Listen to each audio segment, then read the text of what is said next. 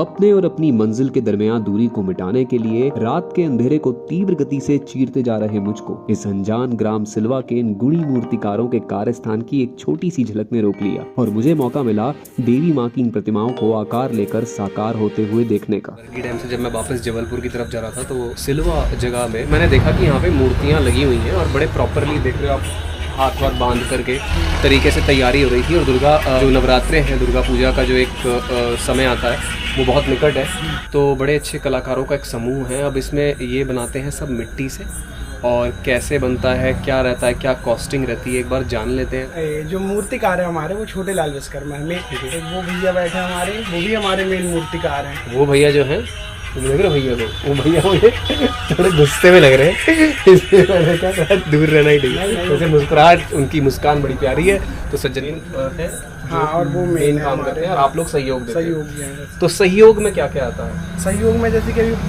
Painting का काम चालू हो जाएगा, ठीक है, तो उसमें थोड़ा बहुत जैसे पेंटिंग का रहता है। जैसे मैंने उनकी दुकान, वो अलग दुकान है ना? हाँ, वो अलग वो वहाँ पे मैंने देखा था, वो प्राइमर लगा रखा है, शायद उन्होंने प्राइमर लगता होगा पहले व्हाइट रंग का, उसके ऊपर से फिर श्रृंगार, फिर उनका मतलब रंग रोगन का काम चालू हो जाता है। उनकी मतलब अब मेन काम तो इन्हीं लोग करते हैं, हमारे मूर्तिकार है जो वो ही करते हैं, हम तो छोटा मोटा काम कर लेते हैं बस आके। ठीक है। तो नॉर्मली ये जो मूर्ति की स्टार्टिंग होती है एक किस कॉस्ट से शुरू होती है? ये मान के चलो 10,000 से 10,000। तो मुझे दिखाओगे 10,000 वाली कौन सी? जिसकी सिंपल ये रखी हुई है प्रतिमा, देखो तो यार ये जो है सिंपल प्रतिमाएं बता रहे हैं 10,000 के। अब ये जो आकार में बड़ी हैं उनसे थोड़ी, तो ये थोड़ा और ऊपर चला जाएगा मामला। जितनी शक्कर उतनी मिठास। और आइए देखें, अब ये देखो, ये थोड़ा प्रकाश कम है तो शायद दिखे ना अच्छे से, बट यहाँ पे क्या है कि ये थोड़ा ऐसा है कि स्ट्रक्चर की एक पहाड़ सा है, उस पर देवी विराजमान है, और उसके बाद ये उनके सींग है जो अपने एकदम एग्रेसिव मोड में है। और ये क्या कॉस्टिंग आती है भाई जी? अपना मान के चलो 15,000 से 20,000 के बीच में आती है। 15 से 20 के बीच में होती है।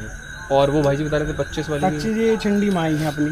देखो ये जो है, ये इनका अभी तो ये नॉर्मल है, ठीक है। अभी जब इनका श्रृंगार चढ़ेगा ना, उसके बाद इनके श्रृंगार में थोड़ी बहुत कॉस्टिंग आती है इनके श्रृंगार की। तो काली माता जो है, हाँ, उनके श्रृंगार में कॉस्टिंग आने के बाद जो है, काली माई नहीं है, ये चंडी माई का रूप है।